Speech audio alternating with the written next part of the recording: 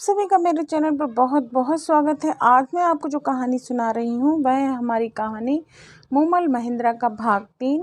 तो चलिए शुरू करते हैं कहानी मूमल महेंद्रा भाग 3।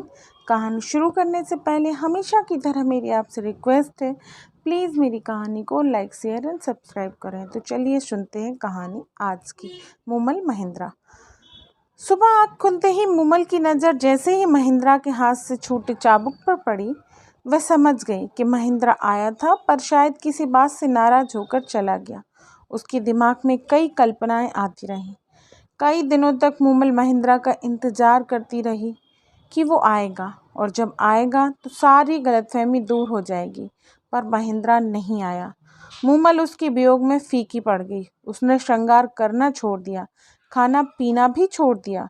उसकी कंचन जैसी काया काली पड़ने लगी।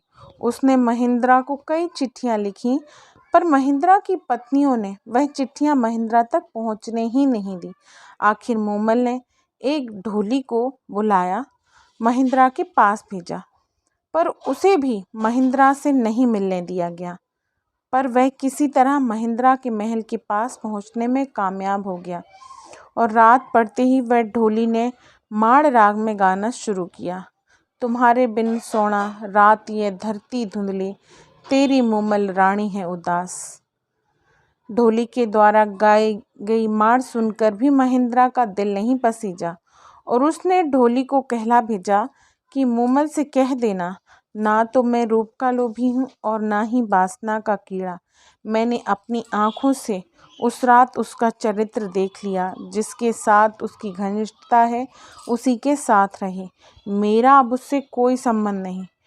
ढोली द्वारा सारी बात सुनकर मूमल के पैरों तले से जमीन ही खिसक गई। अब उसे समझ आया कि महेंद्रा क्यों नहीं आया। मूमल ने तो सपने में भी नहीं सोचा था कि उसे ऐसा कलंक लगेगा। उसने तुरंत अमरकोट जाने के लिए रथ तैयार करवाया ताकि अमरकोट जाकर महेंद्रा से मिलकर उसका वहम दूर किया जा सके कि वह कलंकनी नहीं है और उसके सिवा उसका कोई नहीं। अमरकोट में मूमल के आने व मिलने का आग्रह पाकर महेंद्रा ने सोचा, शायद मूमल पवित्र है, लगता है मुझे ही कोई गलतफहमी हो गई है, और उसने मूमल को संदेश भिजवाया कि वह उससे सुबह मिलने आएगा। मूमल को इस संदेश से आशा बंधी। रात को महेंद्रा ने सोचा कि देखें मूमल मुझसे कितना प्यार करती है। सो सुबह उसने अपने नौकर को सिखाकर मूमल के डेरे पर भेजा। नौकर रोता पीटता मूमल के डेरे पर पहुंचा और कहने लगा कि महेंद्रा जी को रात में काले नाग ने डस लिया है, जिससे उनकी मृत्यु हो गई है। नौकर के मुंह से इतना सुनते ही मूमल पछाड़ खाकर धरती पर गिर पड़ी और पड़ते ही महेंद्रा के वियोग में उसके प्राण पखेरु उड़ गए। महेंद्रा को जब मूमल की मृत्यु का समाचार मिला तो वह सुनकर उसी वक्त पागल हो गया और सारी उम्र हाय मारी प्यारी मूमल कहता फिरता रहा। यह थी हमारी कहानी मूमल महेंद्रा का अंतिम भाग। मिलते हैं किसी अगली कहानी में, तब तक के लिए नमस्कार।